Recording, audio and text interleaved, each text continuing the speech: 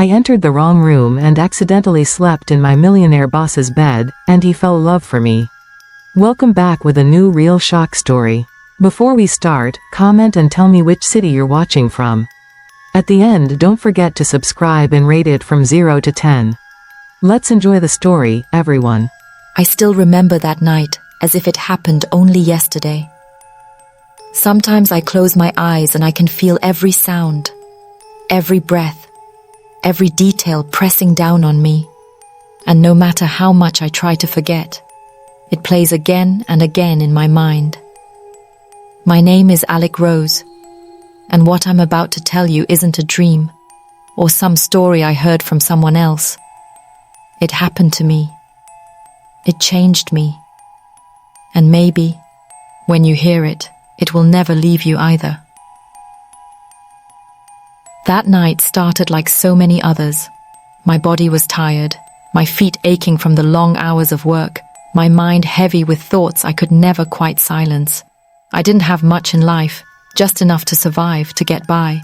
People sometimes looked at me and only saw a poor girl, someone invisible, someone unimportant. But I had dreams. I had hopes. I kept telling myself that one day, things would be different. Maybe not perfect, but better than this.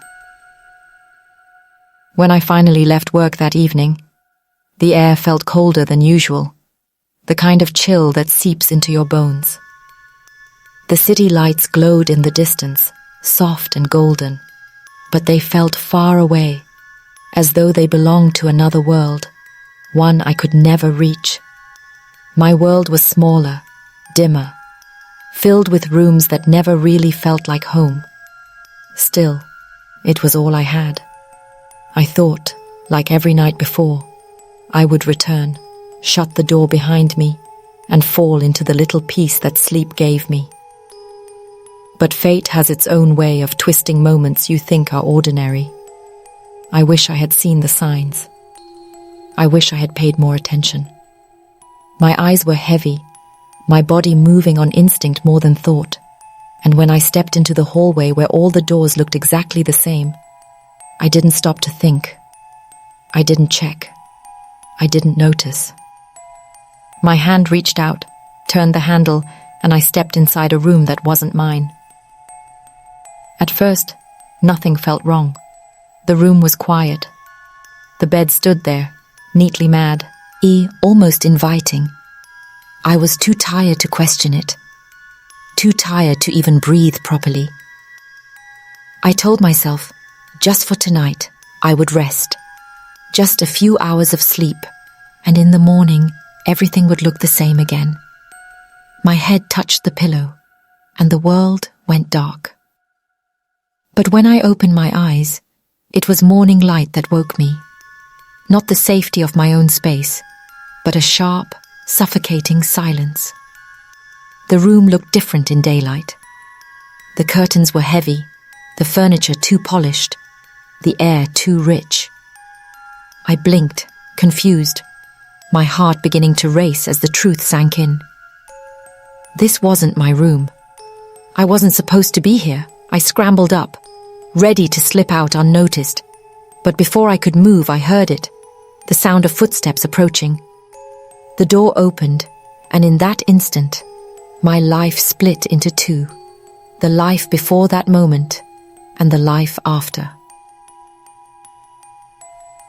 He stood there, my boss, the man whose name carried weight in every corner of the city. A man I had only seen from a distance, dressed in suits that looked like they cost more than my entire year's wages. A man powerful enough that people lowered their voices when they spoke about him. And now, his eyes were locked on me. I can still feel that stare, cold, sharp, filled with disbelief. For a moment, the silence between us was unbearable. My body froze, my mind screamed, but no words came. Then his voice cut through the air, harsh and demanding. He wanted to know why I was there, how I had dared to step into his world, into his space. Into his bed, I tried to explain. My voice shook, the words tumbling out of me in broken pieces. I told him it was a mistake, that I hadn't meant it, that I was tired and lost my way. But he didn't believe me. Why would he? In his eyes, I wasn't a girl who made a mistake. I was an intruder, a trespasser, someone beneath him who had dared to cross a line. Fear wrapped around me like chains. My heart pounded so loudly I thought it would burst from my chest. Every second stretched into forever as his eyes searched mine, judging, weighing, deciding what I was worth. And in that terrifying silence, I realized something far worse than anger was flickering in his gaze, something that made my skin crawl. He didn't call security. He didn't order me out. Instead, he stepped closer, each step echoing like thunder in my ears. I wanted to run, to scream, to vanish, but my body betrayed me. I stood there, trapped, my breath shallow, my hands trembling. He told me mistakes had consequences. He told me that in his world, nothing was free, and every choice came with a price. That was the moment I knew my life would never be the same. What had begun as exhaustion, a simple wrong turn in a hallway, had become the beginning of something darker, something I couldn't control. And as his shadow fell over me, I felt it. The weight of a trap I hadn't even realized I had walked into. His shadow seemed to swallow me whole, and I swear I could feel the air shift as he came closer. Every step he took tightened the knot in my chest until I could hardly breathe. My throat was dry, my hands shaking, yet I forced myself to whisper again that it was all a mistake. I thought maybe if I said it enough, if I sounded desperate enough, he would see the truth. But truth had no place here. Not in his eyes, not in his world. He didn't shout. He didn't rage. That would have been easier. What he did instead was worse. So much worse. His voice softened, slow and deliberate, each word heavy with control. He asked me if I knew who he was. Of course I did. Everyone did. But I couldn't find the strength to answer. He didn't need my words. He saw the fear in my eyes, and that was enough. For a moment, I thought he might call someone, maybe to throw me out, maybe to humiliate me in front of others. But he didn't. He dismissed the idea with a smirk that chilled my bones. He told me I was lucky. Lucky he had found me first. Lucky no one else had seen. Lucky that he was a man of mercy. His version of mercy was poison. I wanted to leave, but when I tried to step past him, he blocked the door. My chest tightened so hard I thought I would faint. He leaned down slightly, his voice low, and he said something I will never forget. Now that you're here, you belong to me. Those words cut through me like a blade. I wanted to scream, to argue, to run, but I couldn't. My legs felt like stone, my voice caught in my throat. Instead, I stood there as his presence pressed down on me like a storm, as if he had already decided my future without asking. When he finally moved aside, I rushed out, my heart racing so violently I thought it might tear me apart. My feet carried me down the hallway, out into the cold morning air. But no matter how far I walked, I couldn't escape the weight of his eyes, the sound of his voice, the chill of his words. The next day at work, everything had changed. Whispers spread like wildfire. People looked at me differently, curious, judgmental, cruel. I saw it in their stares, in their half smiles, in the way they pulled each other aside when I walked past. They didn't need to know the truth. They didn't want the truth. They wanted the story, the scandal. And I had become it. I tried to keep my head down, to focus on my tasks, to pretend the world hadn't shifted overnight. But silence has a way of screaming louder than words. And the silence in those hallways was deafening. Then came the summons. I was called into his office. My stomach dropped the second I heard his assistant say my name. My body screamed at me to run, but my feet carried me forward, step by step, into the lion's den. The room was colder than I expected, though the sun shone brightly through tall windows. He sat behind his desk, calm, composed, powerful. "Hi." His eyes followed me as I walked in, and for a moment, I thought maybe he would fire me. Maybe he would end this nightmare with the sharp cut of dismissal, but he didn't. Instead, he asked me to sit. His voice wasn't harsh. It was smooth, almost gentle. But underneath, I heard it. The threat, the control, the unspoken reminder that he held my future in his hands. He told me I had potential, not in my work, not in my skills, but in the fact that I had caught his attention. He said most people never even entered his world, but I had stumbled into it, and now I couldn't leave. He made it sound like an opportunity, but every word felt like chains tightening around me. I wanted to protest, to shout that it was unfair, that it was all a mistake. But every time I opened my mouth, I remembered the whispers, the stares, the way no one had believed me before. What chance did I have now? When I left his office that day, I felt hollow, as if my soul had been stripped bare. I didn't know whether to cry or collapse. Every step back to my room felt heavier than the last. My mistake had become my prison, and his gaze was the lock that sealed me inside. Nights were the worst. Alone in my room, I replayed every moment, every word. I thought about how quickly a single wrong turn had destroyed everything I thought I knew. Sleep didn't bring peace. It brought shadows, whispers, and the echo of his voice saying I belonged to him. And the cruelest part of it all? I could feel the world outside judging me, whispering about me, painting me as something I was not. They didn't see a girl who was trapped. They saw a girl who had chosen this, who had somehow wanted it. That lie cut deeper than any truth ever could.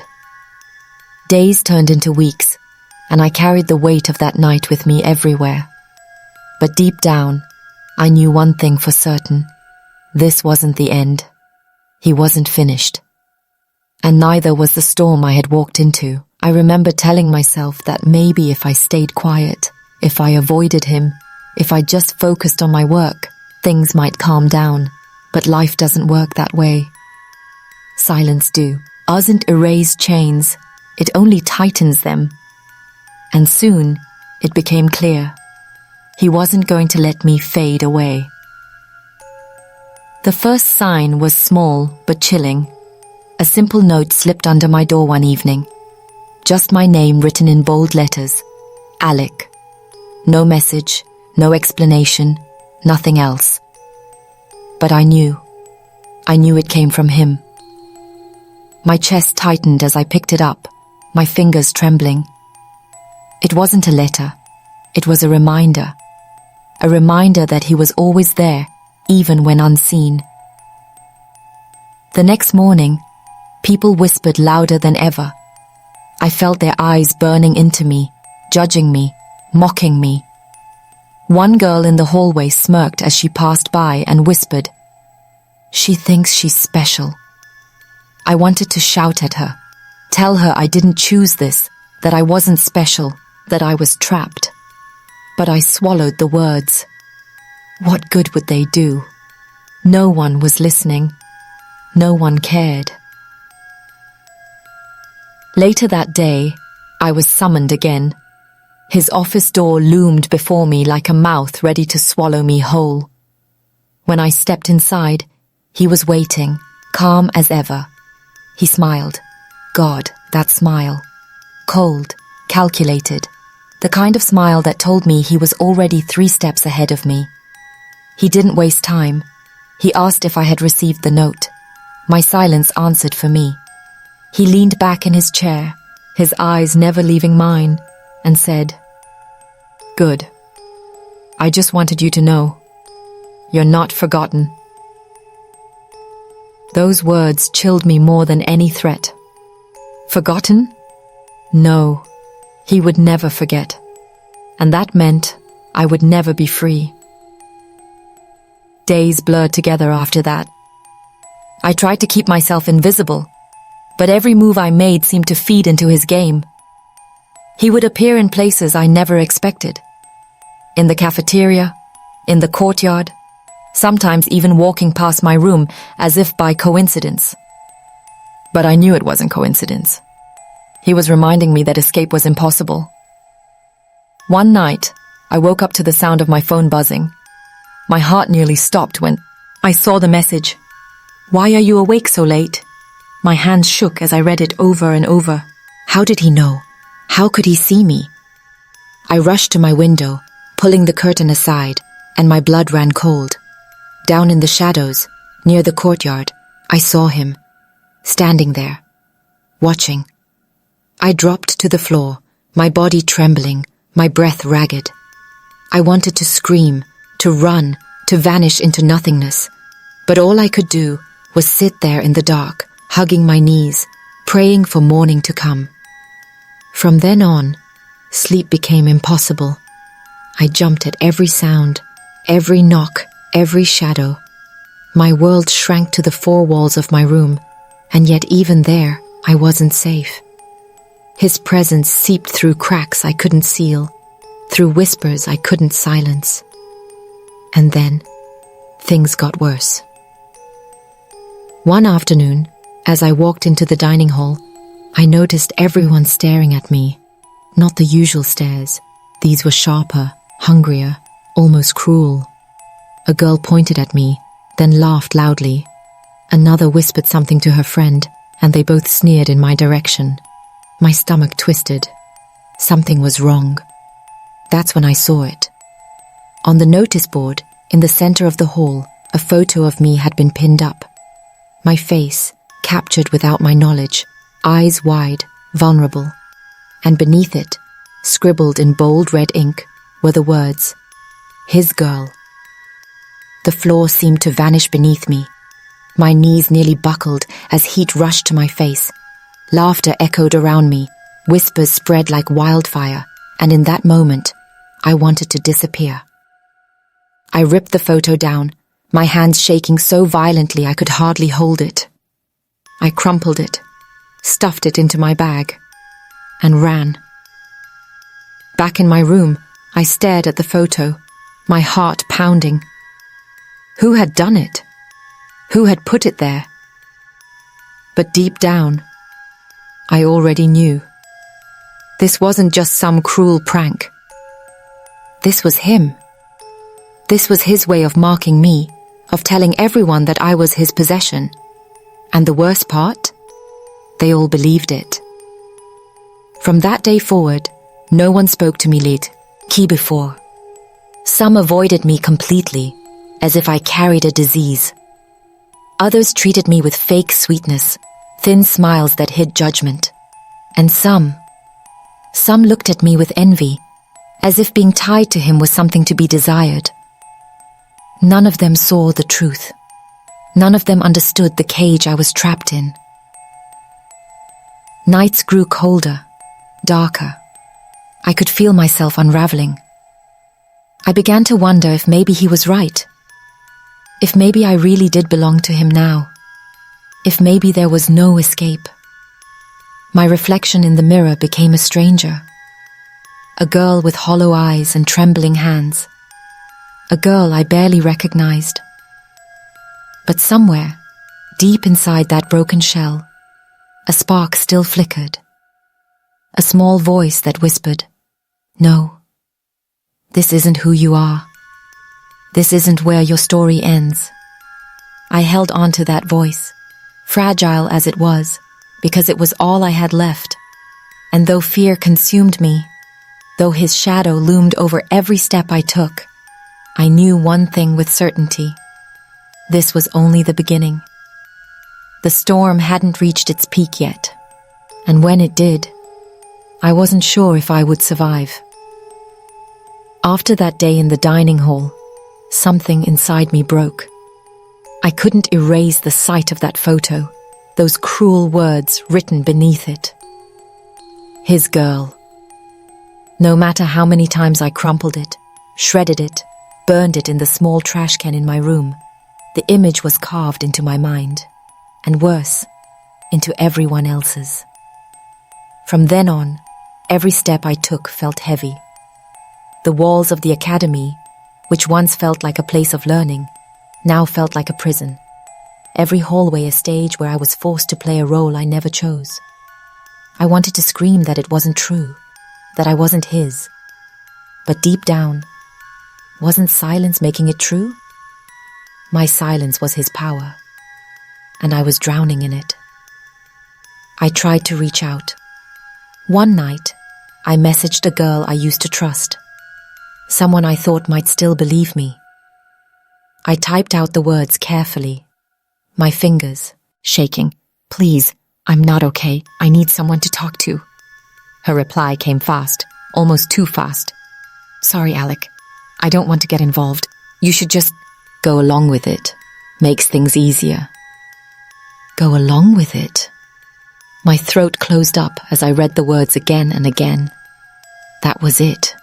That was what everyone thought. Don't fight it. Don't resist. Just let him own me. I dropped my phone and sobbed into my pillow, my cries muffled so no one could hear. Because here, weakness was ammunition. And still, the nightmare grew. One evening, I walked into the library, desperate for a corner where I could breathe without eyes burning into me. But as I turned down an aisle, I froze. He was there, sitting calmly, a book open in his hands, as if he belonged everywhere I went. His eyes lifted slowly, locking onto mine. A smile tugged at his lips, the kind that made my skin crawl. I turned to leave, but his voice followed me. Smooth, quiet, deadly. "You should stay. Don't run from me, Alic. You'll only make things harder for yourself." My legs trembled, but I didn't stop. I walked faster, heart racing, until I burst out into the night air. But the echo of his voice clung to me, seeping into my bones. Harder for myself. What did that mean? Days passed, and the whispers didn't stop. The walls of my room felt closer every night. And then, one morning, I woke up to find another note under my door. My heart stopped when I read it. "Tonight, don't be late." That was all it said.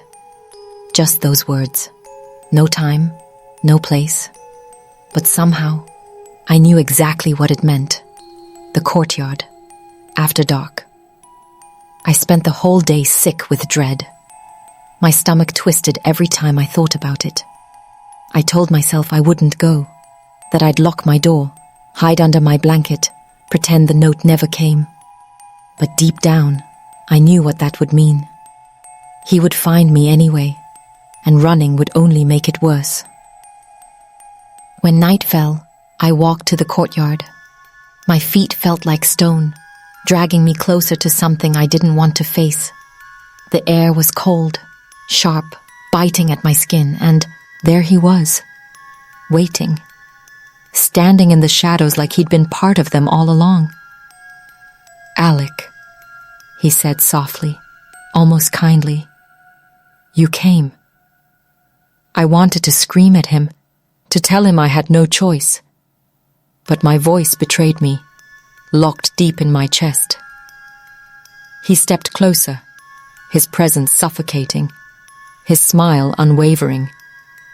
"Do you know why I chose you?" he asked. I shook my head, every muscle tight with fear. "Because you're different," he whispered, Everyone else here is ordinary. But you shine. And when someone shines, they need protection. My protection. His words were twisted, sweet on the surface, but poisoned underneath. Protection? No, it was ownership. He didn't see me as a person. He saw me as something to claim. My hands clenched at my sides, nails digging into my palms. I wanted to run, to disappear, to scream for someone, anyone to help me. But there was no one. Just the night, the shadows, and his eyes burning into mine. Then he leaned in, so close I could feel his breath. Don't forget, Alic. You're mine now.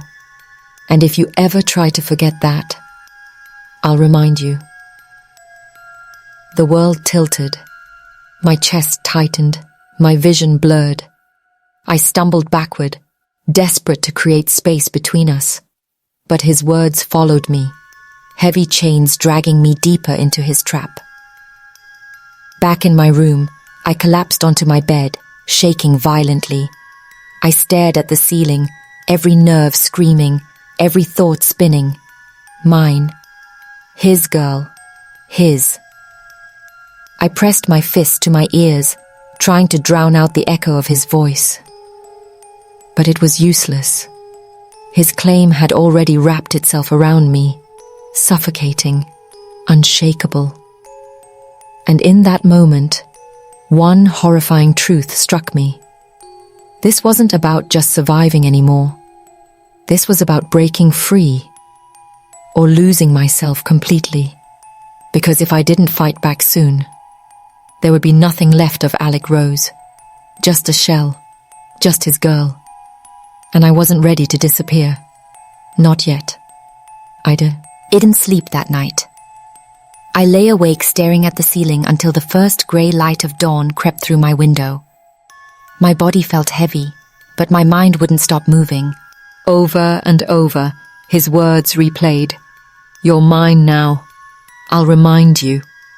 Each time I heard it, something inside me cracked a little more. But in the cracks, something else began to grow, something I hadn't felt in months. Anger. I sat up and pressed my knees to my chest. My heart was still pounding, but not just from fear anymore. I was angry at him, at the whispers, at the notes, at myself for staying silent. I realized that if I didn't speak, if I didn't act, then silence was the cage he wanted. And I couldn't live in that cage forever. All day, I went through the motions. I sat through lectures I couldn't hear, ate meals I couldn't taste, walked past faces that didn't see me. But underneath the quiet, a plan was starting to form. It wasn't much. It wasn't even clear. But it was something. By evening, my hands were trembling. Not from fear, but from decision. I wasn't going to the courtyard tonight. I wasn't answering any more notes. If he came looking, if he tried to corner me, I would run. Not away, but towards someone who could see me. Someone who couldn't pretend anymore. I started writing everything down. Every note, every time he appeared, every whisper I heard. I wrote it all in a small notebook, my handwriting messy but urgent. If something happened to me, at least there would be proof. My truth wouldn't disappear. That night, as the campus fell quiet, I sat at my desk with the notebook open and my phone in my hand. I thought about calling my mother, but what could I tell her? That her daughter, the one she was so proud of, had been turned into a rumor and a possession? That she had been silenced in a place meant to protect her? My finger hovered over the call button. I couldn't do it. Not yet. Instead, I opened my email and began typing to someone I'd avoided until now, the dean. My words poured out like water from a dam. I am writing because I am not safe here. Man in this academy has been following me, cornering me, claiming me. People have been spreading lies. I need help. My hand shook as I hit send. For a long moment, I just sat there, staring at the screen. Had I just made everything worse? Minutes later, my phone buzzed. A new message. My heart leapt and sank at the same time. It wasn't from the dean. It was from him. Just 2 words. I know. I dropped the phone. My stomach lurched. He knew. How? Had he been watching me even here in my room? Panic clawed up my throat. I stuffed the notebook into my bag and grabbed my jacket. I didn't know where I was going, only that I couldn't stay here. I ran out into the night. The air was cold and sharp, filling my lungs like glass. My feet pounded against the path as I headed toward the only place still open, the campus security office. My heart hammered as I reached for the door. But before I could push it open, a shadow moved behind me. Alic, his voice said softly. Going somewhere? I froze. My whole body went still, like a deer caught in headlights. Slowly, I turned. He was standing there, just a few feet away, his expression unreadable. I told you, he murmured, stepping closer. I'll remind you. I stepped back, my hand fumbling for the door handle. But he moved faster, his hand shooting out to grip my wrist, not hard, but firm enough to stop me. Why are you doing this? I whispered, my voice breaking. I never wanted this. He tilted his head, almost sadly. You think you have a choice? Something inside me snapped then. All the fear, all the shame, all the nights I'd spent crying into my pillow, they rose up at once. Yes, I said, my voice trembling but louder now. I do. I yanked my wrist free and shoved the door open, stumbling inside the security office. There were 2 guards at the desk, startled by the scene unfolding before them. My words came out in gasps. He will pee me. Please, he's been following me. Everything after that blurred. Voices, questions. One of the guards stepping outside to confront him. The other asking me to sit, to breathe, to explain. My hands shook as I pulled the notebook from my bag and pushed it across the desk. It's all in there, I whispered. For the first time in weeks, I felt a tiny crack of light break through the darkness. It wasn't over. It wasn't safe. But I had done something. I had spoken. Later, alone in a small office, I heard them talking outside. Words like investigation and disciplinary action drifted through the door. I didn't know what any of it meant yet, but it was something. I leaned back in the chair, my whole body trembling. My life wasn't the same anymore. The damage was done. The whispers, the fear, they would still be there tomorrow. But maybe, just maybe, I wasn't invisible anymore. And as the clock ticked past midnight, one thought repeated in my head like a heartbeat. He doesn't own me, not anymore.